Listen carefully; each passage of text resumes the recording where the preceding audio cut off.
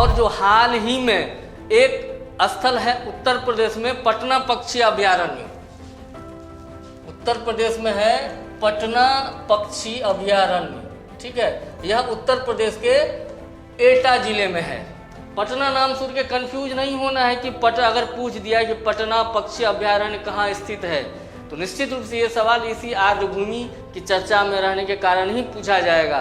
तो ये मत समझिएगा कि ये बिहार की राजधानी पटना की हम बात कर रहे हैं, ठीक है। ये पटना पक्षी अभयारण्य जो है यह उत्तर प्रदेश राज्य के एटा जिले में स्थित है।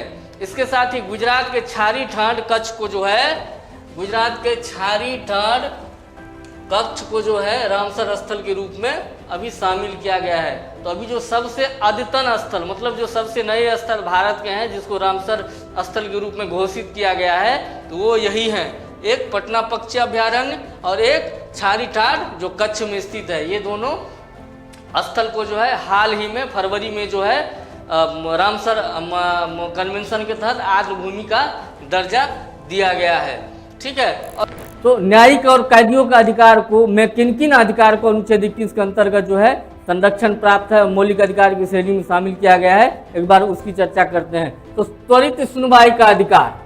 अब है कि कोई मामला मान लो कहीं पे चल रहा है और वो वर्षों तक चल ही रहा है, मतलब जो केस की जो प्रक्रिया है वो बहुत डिले चल रही है।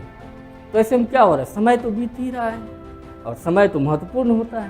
तो इससे मुक्ति के लिए हुसैन आरा खातून मामले में 1979 ईस्वी में, हुसैन आरा खातून मामले में 1979 ईस्वी में जो है न्याय मत दिग देरी को जो है अनुच्छेद 21 का उल्लंघन माना गया, ठीक है।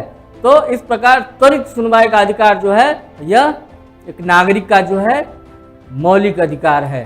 सूचना का अधिकार, राइट टू इंफॉर्मेशन, 2005 में यह एक्ट लाया गया था जैसा कि आपको पता है।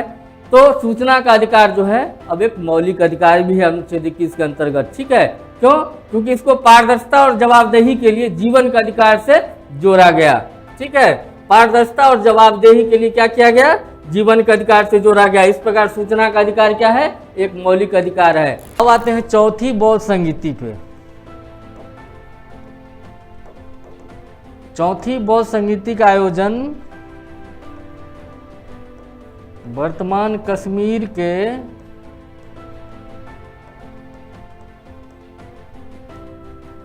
कुंडलबन नामक स्थान पे हुआ था और इस समय जो शासक थे वो थे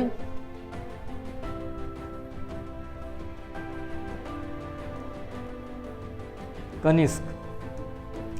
तो कनिष्क के शासनकाल में चौथी बौद्ध संगीति का आयोजन हुआ था और इस बौद्ध संगीति के अध्यक्ष जो थे वो वसुमित्र थे और इसके उपाध्यक्ष जो थे वो थे अश्वघोष। मतलब चौथी बौद्ध संगीति की अध्यक्षता वसुमित्र ने की। चौथी बौद्ध संगीति के उपाध्यक्ष कौन थे, अश्वघोष थे। यह किस राजा के शासनकाल में हुआ था, कनिष्क के शासनकाल में हुआ था। और चौथी बौद्ध संगीति से जुड़ी हुई जो एक और महत्वपूर्ण जानकारी है जो आपको जाननी चाहिए वो ये है कि बौद्ध संगीति का विभाजन दो धड़ों में हो गया था, दो भागों में हो गया था। एक था महायान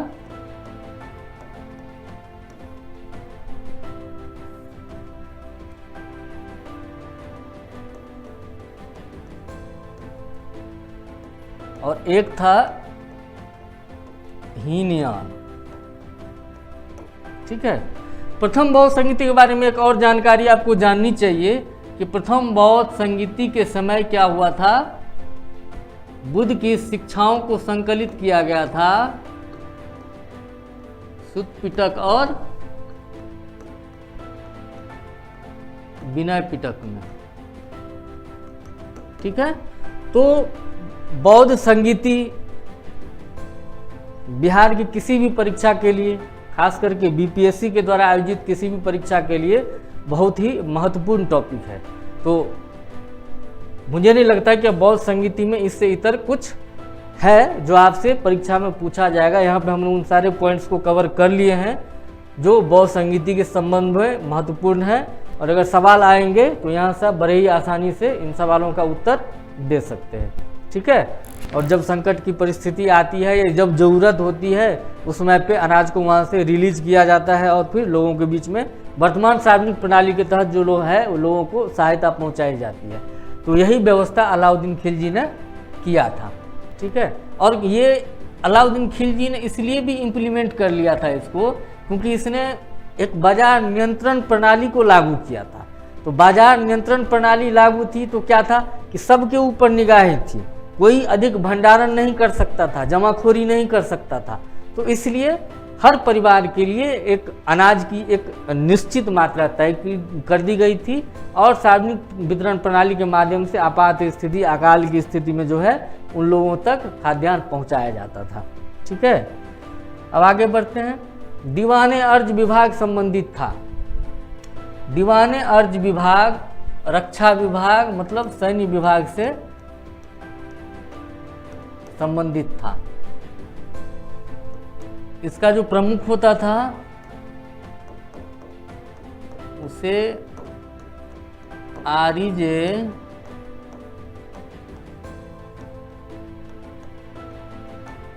मुमालिक कहा जाता था। वित्त विभाग का जो प्रधान होता था उसे दीवान ए विजारत कहा जाता था। विदेश विभाग जो से संबंधित जो विभाग था उसे दीवान ए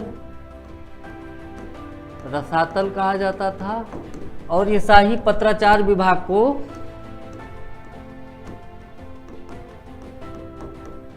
दीवान ए इंसा कहा जाता था, ठीक है। अब एक और चीज़ यहाँ जान लीजिए कि इस रक्षा विभाग से संबंधित जो ये दीवाने अर्ज विभाग था इसकी स्थापना किसने की थी? सल्तनत काल में बलबन ने की थी, ठीक है। सबसे पहले हम बात करेंगे वीर कुंवर सिंह की। वीर कुंवर सिंह 1857 के संग्राम के जो है मुख्य नायक थे बिहार में। जैसा कि आप जानते हैं कि बिहार में 1857 के संग्राम की शुरुआत कहाँ से हुई थी? रोहिणी नाम के स्थान से हुई थी जो देवघर में है। जो अब देवघर तो वर्तमान झारखंड राज्य का भाग है। तो रोहिणी से 1857 की क्रांति की शुरुआत हुई थी।